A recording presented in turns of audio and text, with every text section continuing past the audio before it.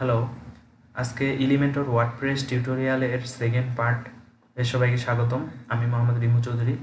আমি আজকে গত টিউটোরিয়ালে ওয়ার্ডপ্রেস সেট আপ করা এবং একটা থিম সেট আপ করা এবং এলিমেন্টর প্লাগইনটা সেট আপ করা শিখাইছি। এখন আজকে আমি এলিমেন্টর প্লাগইনের যে ফিচারগুলো আছে সেগুলো আমি শেখাবো। তো আমার ওয়েবসাইটের মধ্যে যাচ্ছি, আমরা এলিমেন্টর নামে পেজে ওয়েবসাইটটা খুলছি, মানে একটা ফোল্ডারের মধ্যে। তো এই যে এরকম করছিলাম। তো এই যে এডিট পেজ করতে পারি অথবা এডিট এলিমেন্টর করতে পারি।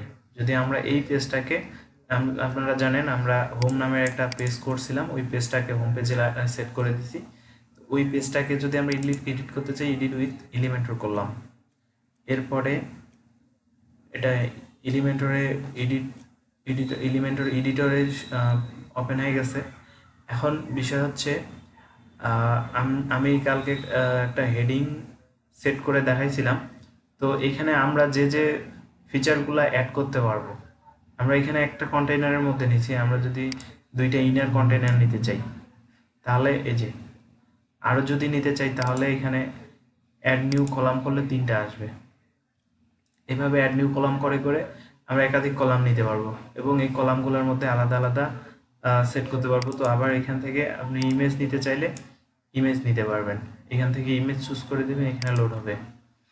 তো আপনি একটা ইমেজ নিয়ে নেন, আপলোড করি ডেস্কটপ। আচ্ছা, আপাতত এই ইমেজটা স্কোয়ার আছে মোটামুটি, এটা লোড করলাম, এখানে ইনসার্ট দিলাম। এখন দেখেন এখানে ইমেজটা আসছে। ইমেজটা নর্মালি লার্জ একটা সাইজ আছে, এটাতে লোড হয়। আপনি চাইলে ফুল সাইজের ইমেজটা নিতে পারেন অথবা কাস্টম ডিজাইন করতে পারেন, অথবা এখানে বিভিন্ন ডিফল্ট ডিজাইন আছে, তো আপনি ফুল সাইজ দিলেন। এরপরে ইমেজটা কি কন্টেইনারটার এই কলামটার মাঝখানে আসবে, মাঝখানে করেন। ক্যাপশন দিতে যাচ্ছেন, মানে ইমেজটার নাম বা কোনো কিছু আপনি অ্যাড করতে যাচ্ছেন, অথবা ইমেজটাতে ক্লিক করলে চলে যাবে আরেক জায়গায়, এরকম কিছু দিতে যাচ্ছেন, কাস্টম ইউআরএল দেন, এখানে দিয়ে দেন যে ইমেজটাতে ক্লিক করলে যাতে করে মনে করেন যে আরেকটা ওয়েবসাইট, ধরেন এই যে ওয়ার্ড হলিডে, এই সাইটটাতে চলে যাবে। আমি আসলে এগুলা দেখাচ্ছি। তারপর একটা এটা গেল হচ্ছে ইমেজের মধ্যে কি কি দিবেন। এরপরে আপনি ইমেজটার স্টাইল করবেন, এই যে স্টাইল একটা বার আছে, এটাতে চলে আসেন। এখন দেখেন এখানে উইথ ডিফাইন করে দিতে পারবেন, ম্যাক্স উইথ দিতে পারবেন, হাইট দিতে পারবেন। এরপরে ইমেজের অপাসিটি সেট করতে পারবেন। দেখেন এটা স্টাইলের মধ্যে এই অপশনগুলো পাবেন। তো এখানে সব কিছু উঠাই দেন, তাহলে ফুল অপাসিটি থাকবে, মানে 100% অপাসিটি 0% অপাসিটি থাকবে কি। এছাড়া আপনারা সিএসএস এর কিছু ট্যাগ ইউজ করতে পারেন, যেমন যে ব্লার, ইমেজটা ব্লার করা যাচ্ছে, ঠিক আছে। আবার হচ্ছে ব্রাইটনেস, ইমেজটার ব্রাইটনেস করতে পারতেছেন, মানে অনেকটা ফটোশপের মতো আপনারা অনেক কিছু চেঞ্জ করতে পারবেন, স্যাচুরেশন চেঞ্জ করতে পারবেন, ঠিক আছে। মানে black and white, colourful, huge change করতে পারবেন। তো এগুলা হচ্ছে আপনার সিএসএস ফিল্টার দিয়ে, সিএসএস 3 কাজ। আচ্ছা, এরপরে আপনি বর্ডার লাগাইতে পারবেন ইমেজের, রাউন্ড সাইডে বর্ডারের উইথ ডিফাইন করে দিতে পারেন, 2 করে দিলাম। আর বর্ডারের কালারটা দিয়ে দিবেন, ধরেন আমি বর্ডারের কালার রেড দিলাম। বর্ডারের কালার রেড দিছি। এখানে আসলে বোঝা যাচ্ছে না এই কারণে আমরা যে সিএসএস ফিল্টার করছি, রেডটা এইরকম কালার হয়ে গেছে। মানে হচ্ছে এই ফিল্টারগুলা যদি আমি বাদ দিই, তাহলে এই যে এখন বর্ডারের কালারটা আপনারা বুঝতে পারবেন।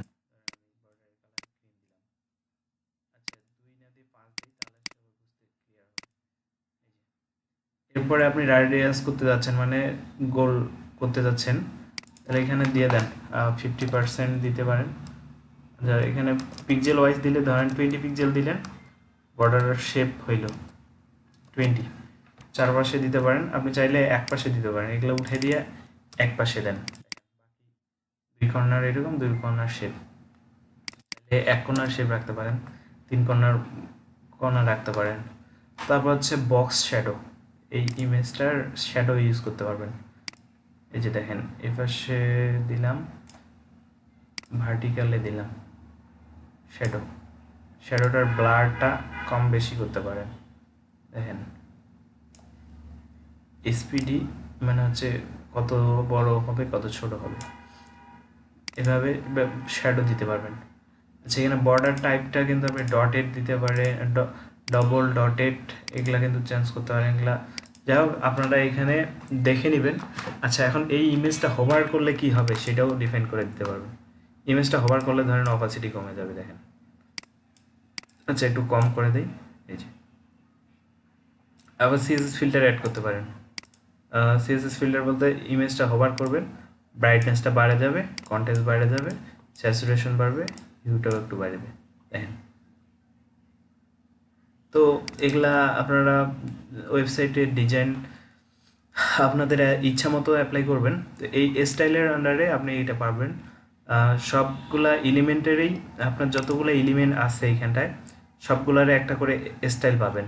যেমন ধরেন হচ্ছে আপনি একটা বাটন অ্যাড করতেছেন, ক্লিক হেয়ার, ডিফল্টভাবে এই বাটনটা এরকম আসছে, সেন্টার করেন, ঠিক আছে, ফুল উইথ করেন, সেন্টার রাখেন, স্মল মিডিয়াম লার্জ বিভিন্ন টাইপের বাটনটা করতে পারবেন। এরপর বাটনের সাথে আইকন অ্যাড করতে যাচ্ছেন, আইকন এসভিজিএ ফরম্যাটে আপলোড করতে পারবেন, অথবা আপনি লাইব্রেরি থেকে আইকন চুজ করে দিতে পারবেন। এই যে আইকনটা কোথায় থাকবে, বিফোরে না আফটারে, দেখেন। তারপরে আইকনের স্পেস দূরত্ব কতটা হবে আইকন বাটন থেকে, টেক্সট থেকে। আচ্ছা এইটা গেল সিম্পলি বাটনটা। বাটনের লিঙ্ক তো কোথায় দিতে হয় এটা জানেন, বাটনের টেক্সটটা কী হবে। বাটন কয়েক প্রকারের আছে, ইনফো বাটন, সাকসেস বাটন, এরকম বাটন কয়েক টাইপের আপনি নিতে পারেন। আচ্ছা এরপরে আপনি স্টাইল প্যালেটটা পাবেন, স্টাইলে চলে যাবেন। তারপর এখানে কালার আছে, মানে হচ্ছে এটা ব্যাকগ্রাউন্ডের কালার। ব্যাকগ্রাউন্ডের টাইপটা আপনি গ্রেডিয়ান করতে পারেন, ঠিক আছে। গ্রেডিয়ানে প্রথম প্রাইমারি কালার একটা ইউজ করেন, সেকেন্ডারিতে আরেকটা কালার ইউজ করেন, ঠিক আছে। আর হচ্ছে আপনি নর্মাল কালার দিতে চাইলে একটাই কালার ইউজ করেন। এরপর বর্ডারও ইউজ করতে পারেন, সলিড বর্ডার ইউজ করেন।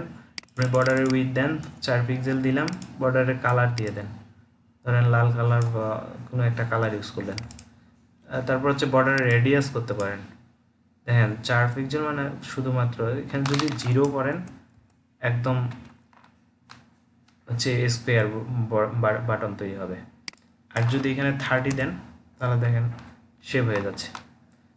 তারপরে হচ্ছে এখানে বক্স শ্যাডো, সেম ওই আগের যেরকম শ্যাডো ভার্টিক্যালি আবার হরিজেন্টালি এগুলা পজিশন মুভ করতে পারেন,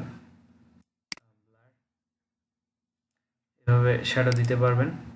তারপর হচ্ছে প্যাডিং, নর্মালি বাটনটা এতটুকু, এটা ডিফল্ট একটা প্যাডিং ছিল, তো আমি যদি 0 করেন তাহলে শুধু টেক্সটের সমান, তারপর বাড়াইতে থাকেন। এটা একসাথে বাড়াইলে 4টা ভ্যালু বাড়তেছে, আপনি 4টাই একসাথে স্কোয়ারই বাড়তেছে।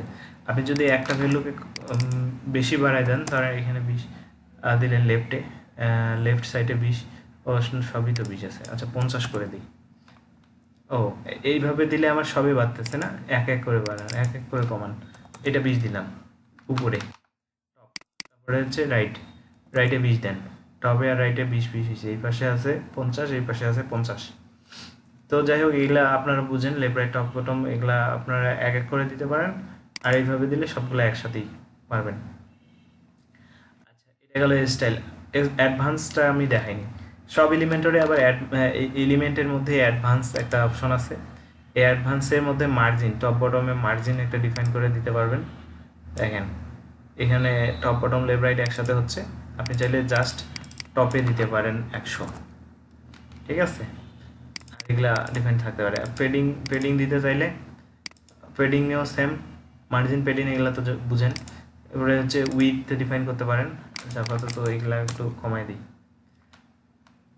এরপরে আপনি এটা সেন্টারাইজ করতে যাচ্ছেন ভার্টিক্যালি টেক্সটগুলা এই এলিমেন্টের, আমি কিন্তু এইটা সিলেক্ট নাই, আমি এইটা সিলেক্ট আছে এই এলিমেন্টের সেন্টার করলাম, বটম করলে এলিমেন্টগুলো বটমে আসবে, এই আর কি।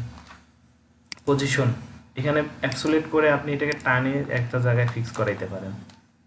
আপনারা তো এটা জানেন যে অ্যাবসোলিউট পজিশন দিয়ে একটা পজিশন ডিফাইন করা যায়। আপনি তাহলে এইটার উপরেও এটাকে রাখতে পারেন বাটনটা। বাটনের এলিমেন্ট এইখানটায় কিন্তু আপনি পজিশন অ্যাবসোলিউট করে এটা লেফট রাইটে এটা পজিশন দিচ্ছেন। আর ফিক্সড করলে আপনি ফিক্সড করলেন একটা জায়গায়, যত স্ক্রল করেন না কেন পেজটা ওই জায়গায় ফিক্সড থাকতেছে দেখেন। তো ফিক্সড আর এই অ্যাবসোলিউট এগুলো তো আপনারা জানেন। যাই হোক আমি আপাতত ডিফল্ট রাখলাম। জেড ইন্ডেক্স ধরেন দুইটা ভ্যালু, এই আপনি আচ্ছা এটা তো ড্রাগ অ্যান্ড ড্রপ সিস্টেমে ড্রাগ হয়ে এই কলাম থেকে এই কলামে চলে গেছিলো। যাই হোক আমি এখানে আপনার অ্যাবসোলেট করে এটাকে ড্রাগ করে এর মধ্যে রাখলাম। এখন চাচ্ছি এই বাটনের থেকে এটা আগে দেখাবে, তাহলে জেড ইন্ডেক্স বাড়ায় দেন এইটার, আচ্ছা জেড ইন্ডেক্সটা অ্যাডভান্স থেকে এই যে এটা করে দেন 99। দেখেন ইমেজটা বাটনটা তলে চলে গেছে, ইমেজটা আগে আসছে, এখন দুইটাই দেখা যাচ্ছে ওভারে অপাসিটি আছে এই জন্য। আর যদি আপনারা এইটার 99 আছে, এখন যদি এই বাটনটার আপনার বাটনটাকে যদি অপাসিটি বাড়াই দেন, তাহলে আমি একটু কিবা থেকে বাটনটাকে নিয়ে আসি। এই যে বাটনটা সিলেক্ট করলাম, বাটনের অ্যাডভান্স থেকে বাটনের জেড ইন্ডেক্স করলাম, ধরেন 99 ছিল, এটা 100 করলাম, দেখেন এক বেশি যার কারণে এই উপরে চলে আসছে। তো জেড ইন্ডেক্স হচ্ছে কে উপরে থাকবে, আগের এলিমেন্টটা উপরে থাকবে না পরের এলিমেন্টটা উপরে থাকবে, এটা ডিফাইন করার জন্য জেড ইন্ডেক্স। আর জেড ইন্ডেক্সের যার ভ্যালু সবচেয়ে বেশি সে উপরে থাকে। আপনি চাইলে এটার একটা স্পেসিফিক আইডি অথবা ক্লাস দিতে পারেন। এরপর আপনি মোশন কিছু ইউজ করতে পারেন, মানে ফেড হয়ে আসবে, ফেড ডাউন, এগুলা অ্যানিমেশন সেট করতে পারেন। ট্রান্সফর্ম মানে কত সময় ধরে আসবে, রোটেট হবে কিনা এগুলা দিতে পারেন। হ্যাঁ, তারপরে হচ্ছে আপনি 3D রোটেট করা দিতে পারেন। এগুলো আপনার হচ্ছে অনেক ধরনের, এখানে আসলে আপনারা CSS3 যে ভ্যালুগুলা এগুলা আপনারা সেট করতে পারবেন আর কি। যাই হোক আমি এই অ্যাডভান্সগুলো নিয়ে আরও ডিটেলস দেখাবো। এটা অ্যাডভান্স, এটাও স্টাইলেরই কাজ। আপনার ট্রান্সফর্মের যেটা CSS3 দিয়ে করা হয়, এই ট্রান্সফর্মগুলো এখান থেকে করা হবে। মোশন ইফেক্টটা তো বুঝতে পারছেন, এটা অ্যানিমেশন। তারপর ব্যাকগ্রাউন্ড নর্মালি এখান থেকেও দেওয়া যাইতো। এই ব্যাকগ্রাউন্ড আর এই ব্যাকগ্রাউন্ডের মধ্যে পার্থক্য হচ্ছে এটা, এই ব্যাকগ্রাউন্ডটা হবে অ্যাডভান্স থেকে যে ব্যাকগ্রাউন্ডটা আপনারা ইউজ করবেন সেটা আপনার ওভারলে করা, তারপর হচ্ছে অ্যাডভান্স কিছু হচ্ছে ইমেজ দিয়ে বা আপনি ভিডিও অ্যাড করে দিতে পারেন, গ্রেডিয়েন্ট করেও দিতে পারেন, তারপরে আপনার বর্ডার দিতে পারেন। যদিও স্টাইলে বর্ডার ছিল, এখানে আবার বর্ডার নিয়ে কাজ করতে পারবেন, মাস্কিং করতে পারবেন। তারপর হচ্ছে রেসপন্সিভ, মানে আপনি চাচ্ছেন যদি ডেস্কটপে শো করবে এই এলিমেন্টটা, ল্যাপটপে ট্যাবলেটে করবে কিন্তু মোবাইলে করবে না, এইগুলো হাইড করে রাখতে পারেন। তারপরে হচ্ছে অ্যাট্রিবিউট আসলে এটা আপগ্রেড করতে বলতেছে, মানে প্রো ভার্সন চাচ্ছে। তো এলিমেন্টের প্রো ভার্সন যখন আমরা অ্যাড করব তখন হচ্ছে এখানে অ্যাট্রিবিউট নিয়ে কাজ শিখবো। আর হচ্ছে এখানে কাস্টম CSS, এটাও প্রো ভার্সনের জন্য অ্যাভেলেবল। যাই হোক মোটামুটি আপনারা একটা এলিমেন্ট সেটা কন্টেন্ট আকারে আসবে, কন্টেন্ট, তারপরে সেই কন্টেন্টটাকে অ্যাড করার পরে সেই কন্টেন্টের স্টাইল কীভাবে স্টাইল করবেন স্টাইল ট্যাব থেকে, তারপর হচ্ছে অ্যাডভান্স স্টাইলগুলো কীভাবে করবেন। অ্যাডভান্স ট্যাবের মধ্যে সবচেয়ে বেশি মার্জিন প্যাডিং এইগুলো লাগে, আর হচ্ছে উইথ পজিশন মাঝে মধ্যে লাগে আর কি। তবে আমরা মোটামুটি হচ্ছে স্টাইলস থেকেই সব কিছু বেসিক যে ডিজাইনগুলো এগুলো কন্ট্রোল করতে পারবো। তো আমরা আজকে যেতটুকু শিখলাম আমরা এগুলো প্র্যাকটিস করার ট্রাই করব।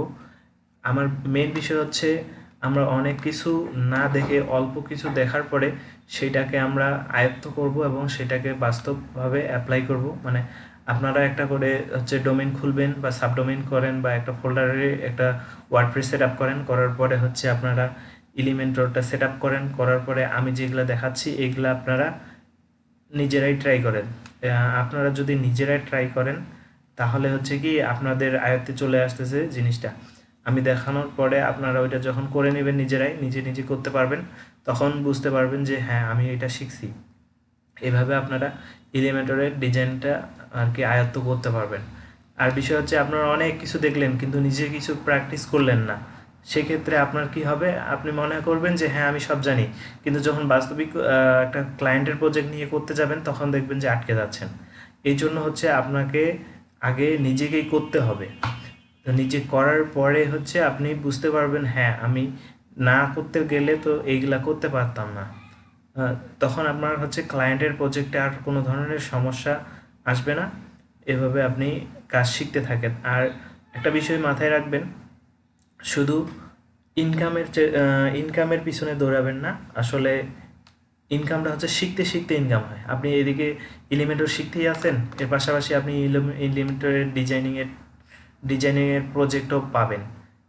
যখন শিখতে থাকবেন তখন প্রজেক্ট পাবেন।